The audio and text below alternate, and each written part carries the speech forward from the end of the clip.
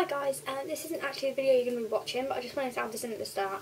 Due to reasons that people can't keep their mouth shut and keep their noses out of things, I've had to take down the boyfriend tag from my channel, and I know that's really disappointing to most of you guys, but for the 1,231 of you, I think it was, that got to watch it, you know, I hope you enjoyed it and everything.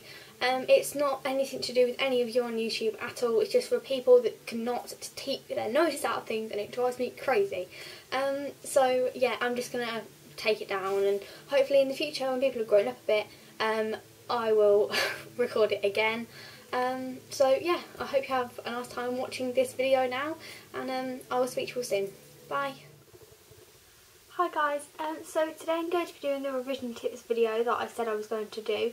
I've kind of just got, like, I don't know, several different kind of tips that I kind of recommend to do when you're trying to revise for big exams like GCSEs, and I don't know what they're called in America, but those.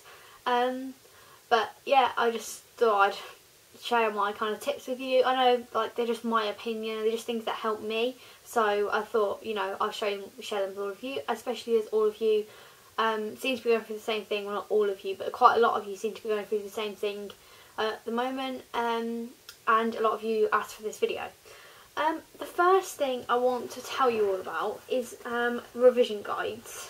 And basically I only have one revision guide for one subject, and these are the CGP GCSE AQA Business Studies revision guides. This is the revision guide and this is the workbook, and kind of like you buy them together. You can get them on Amazon for like used for like £2 each, so they're not expensive, and you can get them new for around £4 each.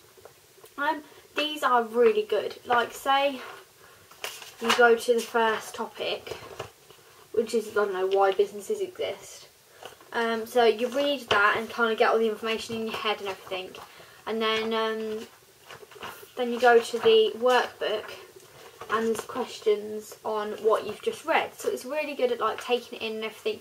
And it depends on, it doesn't matter what kind of learner you are. If you learn better by writing things down, or if you learn better by reading, you kind of like, there's two, do you know what I mean? You do both, so it's really good. And these aren't just for business studies, you can get them for many subjects.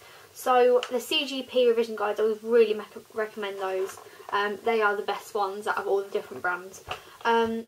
I have a Let's Success GCSE Maths Higher, and I had this when I was doing maths. I've finished maths now, but and this one's okay, but the other ones just kind of talk you through it, whereas this one's just kind of a workbook.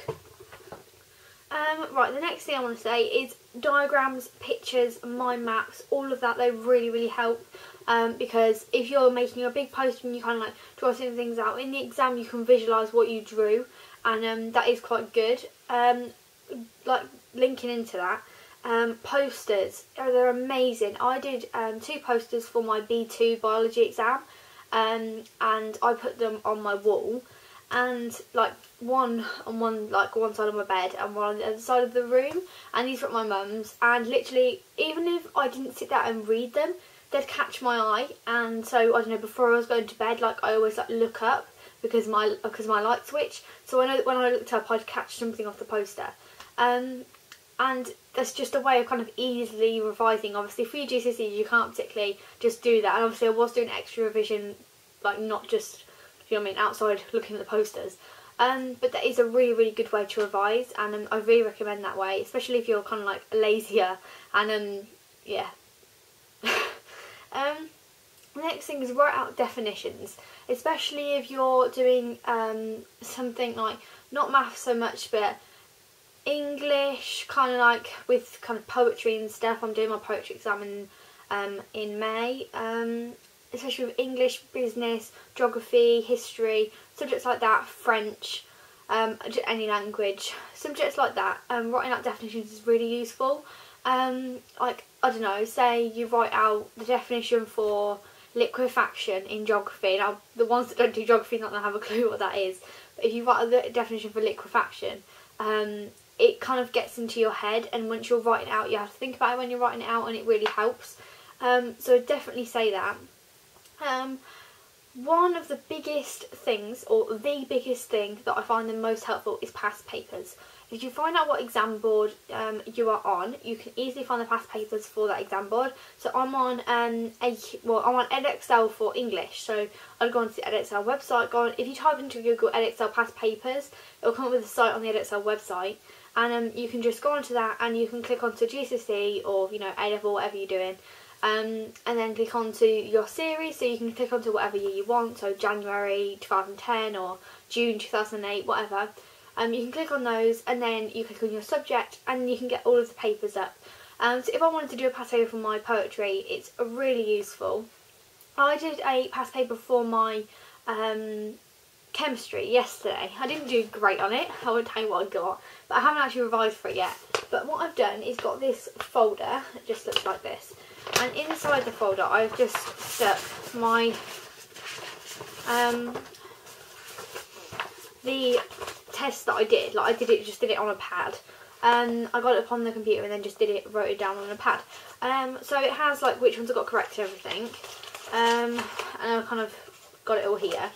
And then on the back, I just put need to learn, yield equations and finishing and equalising equations. So then I know that that's what I've got to revise, and that's quite good, like to do even like for any subject really at all, especially for science because it's very helpful, and for maths because the questions on the paper are set out with the topic, so it's quite easy to do it. Whereas like if you do it for an English, you can't really say which bit you've done wrong, but kind of most subjects you can. So that's really useful to kind of just stick them in a folder and just kind of then you can keep them all together and know what you need to revise. For my French, which is just here, and for any of you that do languages will know that you have to do 4 control assessments in kind of, well, I'm pretty sure everyone has to do them. 4 control assessments in year 10 and 11 unless you start your GCSEs in year 9, because I know my school's starting to do that now. So you do it for 4 control assessments, and this is like my last one, and it's an interview with a celebrity. So yeah, this is just what it looks like, and it's 326 words. So any of you that, like, I don't know, just starting GCSEs or whatever, might not know, you have to revise, you have to write out this kind of in French with your book and the dictionary and everything, and then you have to revise the entire thing over like a period of time. We've been given 2 weeks for this one, but other times we've been given like a half term or something. You have to revise the whole thing, and you go into your speaking exam, or if it's writing, you go into your writing exam, and you go in and you just speak it out. So for me with this, I just sit there and I just speak it through. I might sound like an idiot, but I go bonjour and kind of like go through it, because it's easier for me to go through it, and then I kind of like take the sheet away and then try and say it, and it's a good way of revising, definitely. Also, another way, if you don't want to like sit there and speak it out, on the internet, and you can get apps for your iPhone as well, or your iPod or whatever, there's always like translators with a talk button on them. So if you type in like what you need to say, so if you wanted to know how to say a word, or if you wanted to just type in the whole first paragraph, and then you record it, and then if you like put it onto your phone or whatever, and you can just sit there listening to it rather than talking out yourself. It's just your own preference. But yeah, for languages that's important. And the last kind of thing I have to say is case study, like not case study, this is for geography, so it's a case study, but kind of just like cards like this. This is just what this one looks like, and this is my case study card for Mount St Helens and Mount Pinatubo for my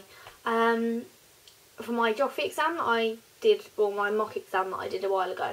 But I will keep this for my real exam, because I have kind of general facts, I have effects, causes, and then human responses and general information there. So it's really, really good to kind of like just put things on here, and then you can kind of have the actual facts that you need to learn for the exam, and it's really, really good. Like for history with your, like with dates and stuff. Just like for French, if you need to learn, like I know certain things in a French exam, or Spanish exam, German exam, Italian, whatever language you do, you have to learn like certain things. I don't know, you might need to relearn your numbers or relearn the weather. So you want to put these on a card, these are really good colours. You can get them from most stationery shops, you can get them from Tesco, anywhere like that, and they're just really useful. So definitely recommend these.